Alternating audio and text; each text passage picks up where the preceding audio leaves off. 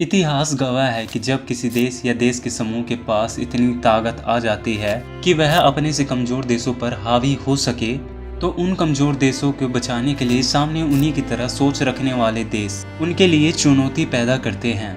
और ये चुनौती धीरे धीरे युद्ध का एक बड़ा रूप ले लेती है और फिर दुनिया वर्ल्ड वॉर को फेस करती है। हमारी दुनिया आज तक ऐसे ही दो वर्ल्ड वॉर फेस कर चुकी है और इन दोनों बार एक्सिस्ट पावर और अलायंस पावर के देश आपस में महायुद्ध लड़े थे।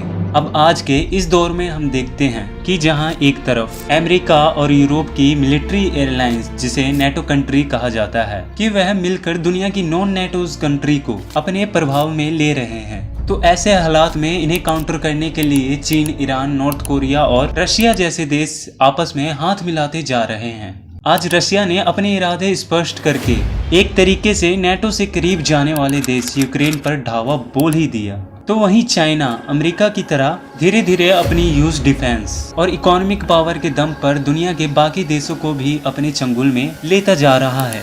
आज रशिया और चाइना मिलकर न सिर्फ जापान को धमकाते हैं, बल्कि आज तो अमेरिका की समुद्री बॉर्डर के अंदर तक अपने युद्ध जहाजों को ले जाती है। एक तरफ ये देश अमेरिका को उकसाते हैं, तो एक तरफ अमेरिका और नेटो इन्हें उकसाने की कोशिश करते हैं। और अभी दुनिया फिर से धीरे धीरे दो ग्रुपों में बढ़ती हुई नजर आ रही है। और आज इन दोनों ग्रुपों की खींचातानी को देखकर ये साफ साफ लग रहा है कि दुनिया में कभी भी तीसरे विश्व युद्ध के रूप में एक भीषण महायुद्ध हो सकता है। यूक्रेन में जंग के मैदान से जब्त किए रूस के हथियारों की तक वर्ल्ड वॉर की शुरुआत होने वाली है। मैं हूं Rajeev Dhondiyal. Hamas chief Ismail Haniyeh की मौत का बदला लेने का ऐलान किया गया। चीफ इस्माइल हानिया की मौत के बाद ईरान ने इजराइल को युद्ध की धमकी दी है। आकाश में मंगल अस्त होगा। लेकिन सच्चाई तो ये है, भले ही मीडिया कंपनियां अपने चैनल पर पिछले 2 सालों से वर्ल्ड वॉर 3 चलाते आ रहे हो, लेकिन वर्ल्ड वॉर 3 कोई गाजर मूली नहीं है। वो इतनी आसानी से भी नहीं होगा या नहीं हो सकता है। अब ऐसा क्यों? अब इसके पीछे एक बहुत ही बड़ी साइंटिफिक थ्योरी है, जिस थ्योरी से हर कोई डरता है, जो है न्यूक्लियर विंटर थ्योरी। और इसी थ्योरी के कारण वर्ल्ड वॉर और वर्ल्ड वॉर 2 के 80 साल बाद भी, युद्ध का माहौल क्रिएट होने के बाद भी, युद्ध के बादल मंडरा रहे होने के बावजूद भी आज वर्ल्ड वॉर 3 होने का नाम नहीं ले रहा। तो क्या है ये थ्योरी और किसने रोक रखा है वर्ल्ड वॉर 3 को? आइए जानते हैं आज के इस वीडियो में।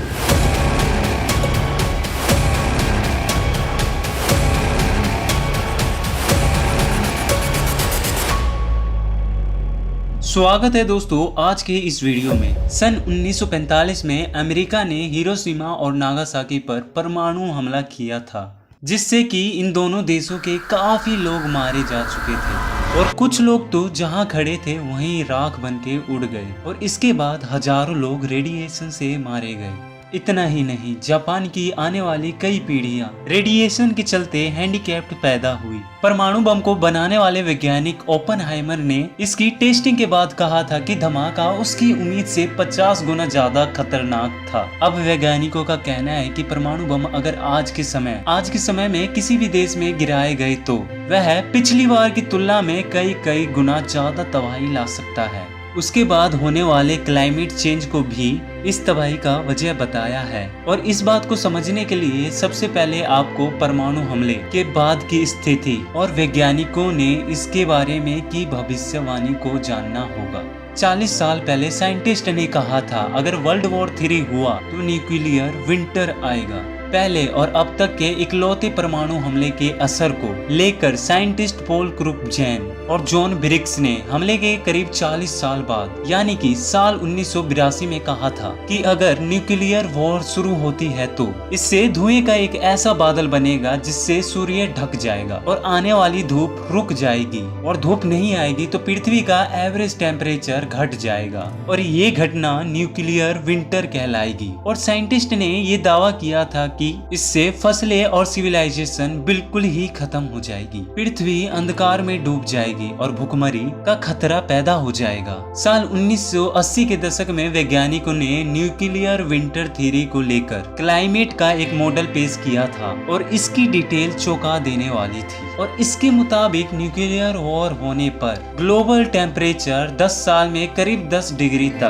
डिग्री सेल्सियस तक कम हो जाएगा और इसका सीधा असर पेड़ पौधों पर पड़ेगा और जाहिर है कि इसका असर वर्ल्ड फूड प्रोडक्शन पर भी पड़ेगा, जिसकी वजह से पर्याप्त अनाज पैदा नहीं हो पाएगा और जिसके सीधे मायने यह होते हैं कि दुनिया में सीधे तौर पर भुखमरी की स्थिति का सर्जन हो जाएगा। और इतना ही नहीं, इसके साथ समुद्र का तापमान भी गिर जाएगा, समुद्र भी ठंडे हो जाएंगे, जिसकी वजह से दुनिया न्यूक्लियर आइस एज में पहुंच जाएगी। और ये सिलसिला 1-2 सालों तक नहीं लेकिन हजारों सालों तक जरूर चल सकती है। आज दुनिया में रसिया और अमेरिका के अलावा 7 अन्य देश भारत, पाकिस्तान, चीन, फ्रांस, नॉर्थ कोरिया और ब्रिटेन के पास भी न्यूक्लियर वेपन्स हैं। वैज्ञानिकों का कहना है सिर्फ भारत और पाकिस्तान के बीच ही परमाणु जंग छिड़ती है तो उसी स्थिति में करीब 13 करोड़ लोगों की मौत हो जाएगी और जंग के करीब 2 साल बाद 250 करोड़ लोगों को पर्याप्त भोजन नहीं मिल पाएगा। वैज्ञानिकों की इस न्यूक्लियर विंटर थ्योरी ने ही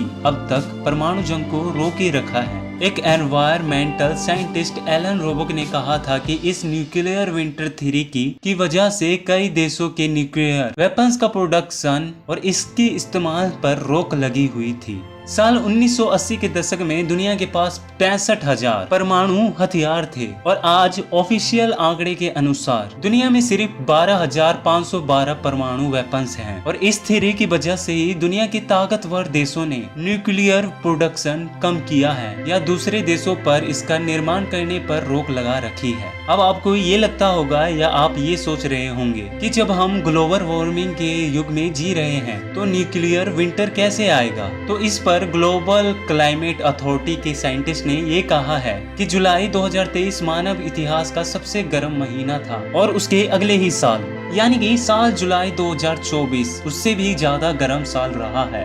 हम मानव इतिहास के सबसे गर्म सालों की गिनती करें तो टॉप 10 साल पिछले 10 साल ही रहे हैं, यानी कि हर साल गर्मी पिछले साल का रिकॉर्ड तोड़ रही है और पिछले साल का ही क्या मानव इतिहास का रिकॉर्ड तोड़ रही है। और इस पर संयुक्त राष्ट्र महासचिव एंटोनियो गुटेरेस ने कहा था कि ग्लोबल वार्मिंग का युग खत्म हो गया है। ग्लोबल वार्मिंग तो बहुत छोटा शब्द है। उन्होंने कहा था कि अब तो ग्लोबल बॉइलिंग का समय शुरू हुआ है, क्लाइमेट चेंज का युग आ गया है और ये तो बेहद ही खतरनाक है और ये क्लाइमेट चेंज ह्यूमन एक्टिविटीज की वजह से हो रहा है। एटमॉस्फेयर में बढ़ते हुए कार्बन डाइऑक्साइड यानी कि CO2 तापमान को बढ़ाने की सबसे बड़ी वजह है और आज दुनिया में करीब 4000 टन से भी ज्यादा कार्बन डाइऑक्साइड है का उत्सर्जन किया जाता है और इसका हर साल इतना ही उत्सर्जन किया जाता है और पृथ्वी लगातार गर्म हो रही है और गर्म क्या बॉयल हो रही है। अब ऐसे में आपको लग सकता है कि अब न्यूक्लियर विंटर कैसे आ सकता है। जब न्यूक्लियर बॉम्ब फटने से धुएं का जो बादल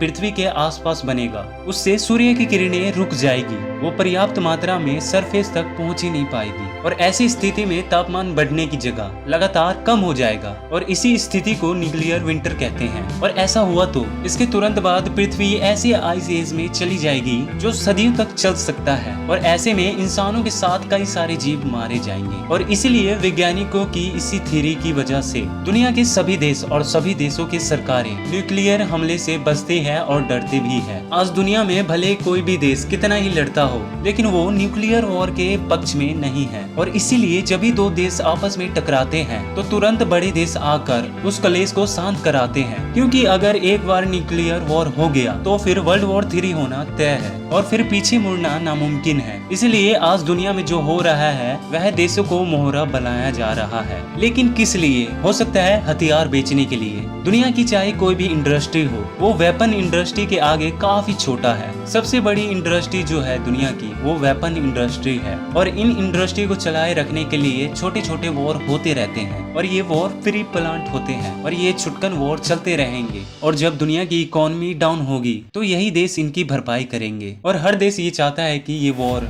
एक हद से ज्यादा आगे ना बढ़े और इसलिए चांसेस बहुत कम हैं कि वर्ल्ड वॉर 3 हो। लेकिन अब की स्थिति देखकर कम ही सही लेकिन थोड़े बहुत भी वर्ल्ड वॉर 3 होने के चांस हैं। और अगर वर्ल्ड वॉर 3 हुआ भी तो हो सकता है कि वह ट्रेडिशनल वेपन्स के साथ ही हो, न्यूक्लियर वॉर ना हो। लेकिन किसी भी कारण से परिस्थिति किसी के भी कंट्रोल में नहीं रहती तो वर्ल्ड वॉर 3 में न्यूक्लियर अटैक को कोई भी नहीं रोक पाएगा। और अगर ऐसा होता है तो क्या करना चाहिए, इसकी हम आने वाली वीडियो में चर्चा करेंगे। और आपको क्या लगता है कमेंट में हमें जरूर बताइए। और वीडियो अच्छी लगी हो तो जरूर लाइक और सब्सक्राइब करें। तो मिलते हैं जल्द ही एक नए टॉपिक पर, तब तक के लिए stay safe and keep watching.